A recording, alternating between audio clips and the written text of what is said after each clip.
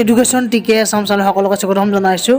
আৰু বন্ধুসকল, এইটো কনফাৰ্ম হ'ল যে এইবাৰ যিসকলৰ ঘৰত চাকৰিয়াল আছে তেওঁলোকৰ কেৱল মাতা পিতাই নহয়, যিসকল ঘৰত ব্ৰাদাৰ হওক কোনোবা এজনৰ চাকৰি থাকিলেই হ'ল, যিসকলৰ ঘৰত চাকৰি নাই তেওঁলোকে 10 নম্বৰকৈ পাব, আৰু যদি চাকৰি আছে 10 নম্বৰটো নাপাব। তেওঁলোকে যিমানখিনি মাৰ্কছ পাইছে সিমানখিনিয়ে পাব, আৰু যিসকলৰ চাকৰি নাই কাৰো ঘৰত তেওঁলোকৰ এক্সট্ৰা 10 নম্বৰ দিয়া হ'ব। বহুত বেছি সুবিধা দিয়া হ'ব। কাৰণ হিমন্ত বিশ্ব শৰ্মা ছাৰে এটা কথা ঘোষণা কৰিছে যে কিছুমান ঘৰত একেলগে দুটা একেলগে চাকৰি পাই যায়, গতিকে সেইটো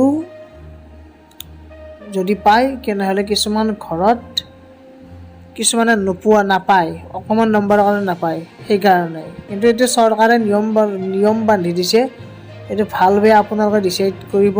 আৰু মোৰ মতে এইটো ভাল কাম কৰা নাই, কাৰণ চৰকাৰে যদি এনেকুৱা নিয়ম বান্ধি দিয়ে বাকী কিছুমান নিবনুৱা হৈ থাকিব। কাৰণ পঢ়িলে যিয়ে ডিজাৰ্ভ কৰে সিয়ে পাব লাগে মোৰ হিচাপত।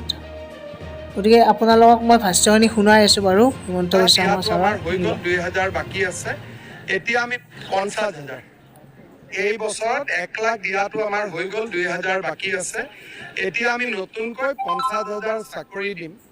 আৰু এইবাৰ চাকৰি দিওঁতে আমি এটা বিশেষ নীতি লৈছোঁ, এখন ঘৰতে যাতে 2-3টা চাকৰি নহয়, সেইকাৰণে যি পৰিয়ালত এটাও চাকৰি নাই তেনেকুৱা পৰিয়ালৰ সদস্যক আমি 10 নম্বৰ এক্সট্ৰা কৰি দিম, 50,000।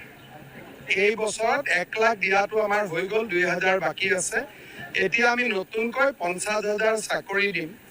আৰু এইবাৰ চাকৰি দিওঁতে আমি এটা বিশেষ নীতি লৈছোঁ, এখন ঘৰতে যাতে 2-3টা চাকৰি নহয়, সেইকাৰণে যি পৰিয়ালত এটাও চাকৰি নাই তেনেকুৱা পৰিয়ালৰ সদস্যক আমি 10 নম্বৰ এক্সট্ৰা কৰি দিম, 50,000।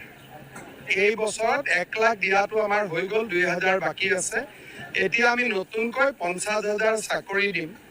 আৰু এইবাৰ